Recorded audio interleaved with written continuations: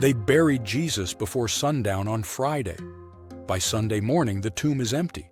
But the most provocative question isn't how the stone moved. It's what happened in the hours the Gospels don't narrate in detail. The stretch between the final breath and the first resurrection appearance. Because the New Testament quietly hints at something most people never hear explained carefully. Between the cross and the resurrection, Jesus didn't simply pause. He went somewhere, and he did something there. Not in the realm of legend, but in the realm of texts. Greek verbs, early preaching, and lines that don't fit a simplistic timeline. Here's what we're going to do. We'll walk through the strongest data points we actually have, not the rumors. We'll look at what modern research can and can't say about death and consciousness. Then we'll trace the Bible's own language about the realm of the dead. And at the end, we'll land on a detail that reframes the whole question from where did Jesus go to something much more demanding. What does it mean that he went there at all? To start, we need to be honest about the boundary we're talking about. In modern medicine, death isn't always experienced or even defined as one clean instant. In resuscitation science, there are well-documented reports of structured experiences during cardiac arrest windows, when patients are clinically dead by many measurements and then revived. One of the most cited prospective studies is Pim van Lommel and colleagues in The Lancet in 2001, which reported that a subset of cardiac arrest survivors described vivid, organized experiences. Later multi-site research efforts, including Sam Parnia's AWARE research program, reported across the 2010 S and early 2020 S, attempted to test some claims under more controlled conditions. The results are debated, and none of this proves the afterlife. But it does establish something important for skeptics and believers alike.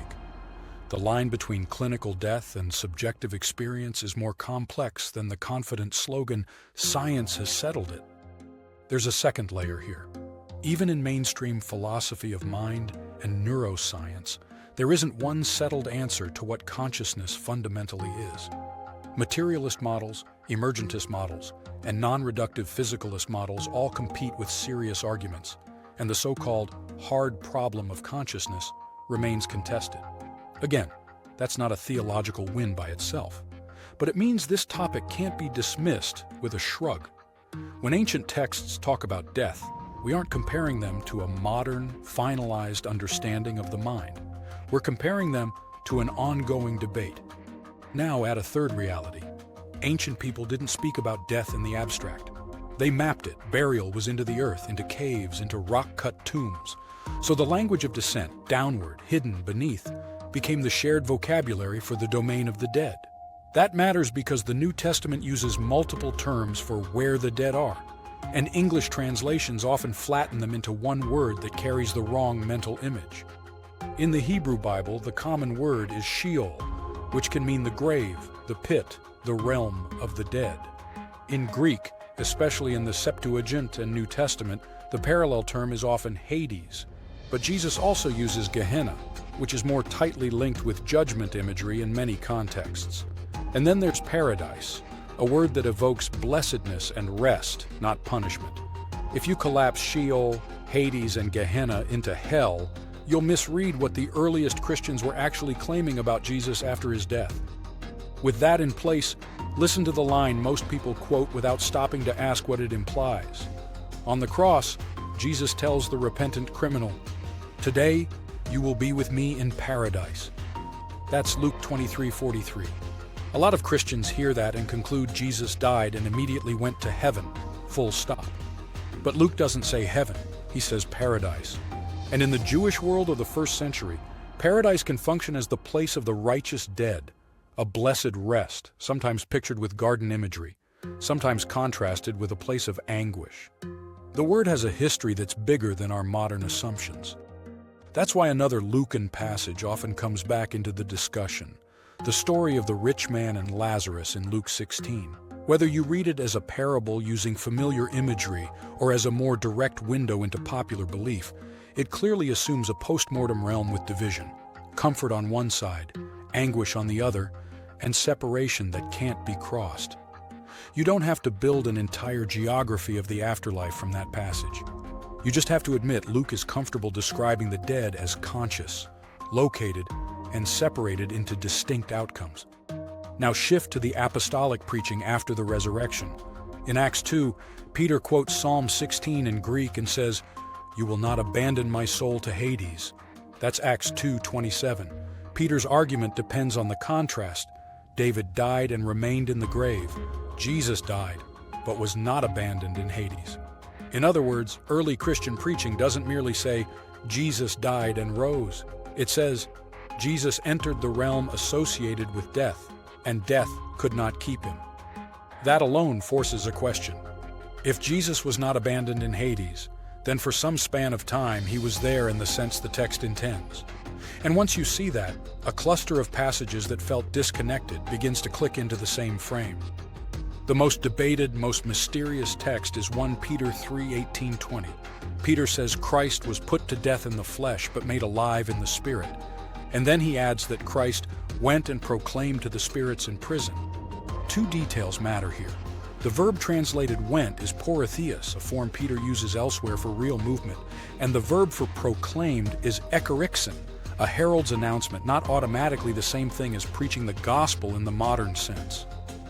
So the text raises two questions that the Bible itself leaves partially veiled. Who are these spirits in prison, and what exactly was proclaimed? Scholars dispute the options, but the main possibilities are narrower than internet speculation makes them sound. One reading is that Christ declares victory over hostile spiritual powers. Another is that Christ's proclamation relates to the dead, especially when paired with 1 Peter 4:6, which says the gospel was preached even to the dead, another difficult line that refuses to go away. A third reading, favored in some traditions, argues Peter means Christ preached through Noah long ago, so the spirits are Noah's contemporaries now imprisoned. But that reading has to work hard to make sense of the movement language and the way Peter ties Christ's suffering, death, and vindication together. Even if you remain cautious on 1 Peter, you're not done, because Paul has a line that keeps the descent theme in view. Ephesians 4:9-10 says that before Christ ascended, he descended into the lower parts of the earth, and then ascended far above all the heavens. The Greek phrase there, takatotera mir tesges, is debated.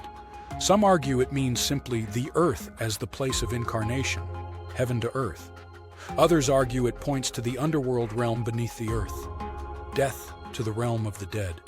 Either way, Paul is drawing a vertical map of descent and ascent, and that map matches how the ancient world spoke about death and vindication.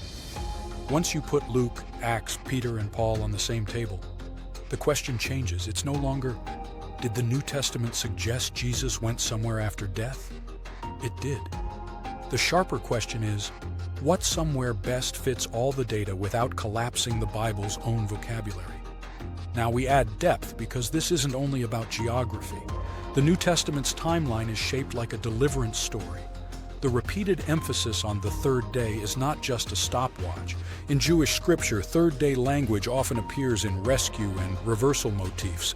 Jonah is a famous example, and the New Testament explicitly connects Jonah's pattern to Jesus. Hosea 6:2 speaks of restoration on the third day. The point isn't that 3 is a magic number.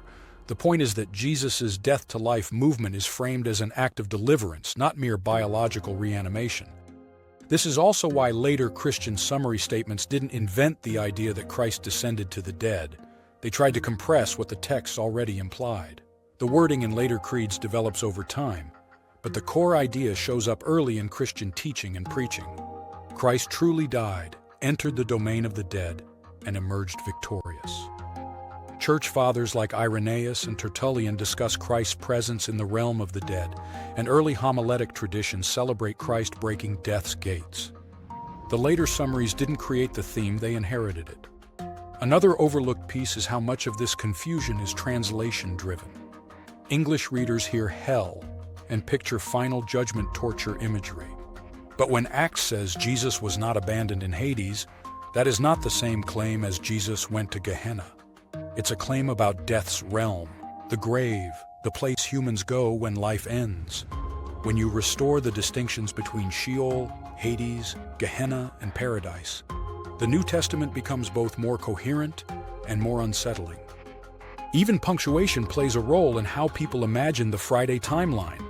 Greek manuscripts originally lacked modern punctuation, so Luke 23:43 has a famous debate over where today belongs. Most translations render it, "Truly I tell you, today you will be with me in paradise." A minority reading shifts the pause to, "Truly I tell you today you will be with me in paradise," changing the timing. Most scholars still prefer the traditional reading because it best fits Luke's style and emphasis. But even the existence of the debate proves something important. The text forces you to define today, paradise, and death in the author's world, not in a modern simplified cartoon. So what is the most responsible synthesis? It looks like this. Jesus truly dies. He truly enters the realm associated with the dead, the domain Scripture calls Sheol or Hades. He is not trapped there. And in that domain, he proclaims something decisive, whether that proclamation is victory over hostile powers, declaration of fulfilled judgment, announcement of liberation, or a combination that the text only partially reveals. Then he rises, not as a spirit drifting free of the body, but as a resurrected person, inaugurating a new kind of embodied life. That's the claim. Now let's take the strongest skeptical objections seriously. One objection is that this is just myth borrowing because underworld stories and dying and rising motifs exist across ancient cultures. It's true that motifs overlap, but the earliest Christian claim is anchored differently. It's embedded in a recent historical time frame tied to named rulers, real places, and a public execution method. The Christian writings argue like people who believe something happened in history and could be contested, not like storytellers opening with "once upon a time." Similar motifs don't automatically mean the same meaning, and they definitely don't erase the historical claims early Christians were willing to stake their lives on. A second objection is that 1 Peter is too obscure to build doctrine on. That's fair, and it's exactly why you shouldn't build this on 1 Peter alone. The descent theme is a network. Acts 2 quoting Psalm 16 and invoking Hades, Luke's use of paradise, Paul's descent and ascent language, and the early Christian reception of those texts. If 1 Peter vanished tomorrow, you would still have to explain why Peter in Acts and Paul in Ephesians and Luke's vocabulary all lean in the same direction. A third objection is that near-death research doesn't prove anything about Jesus. Correct, it doesn't prove heaven, Hades, paradise, or anything else. What it does is remove cheap certainty. It tells you that modern science has not closed the case on consciousness in the face of death, and that the most honest position is humility. Christianity does not rest on NDE reports, but NDE research can reopen the intellectual space for people who were told that anything beyond materialism is automatically irrational. Now we're ready for the deeper meaning because the point of this question isn't curiosity, it's confrontation.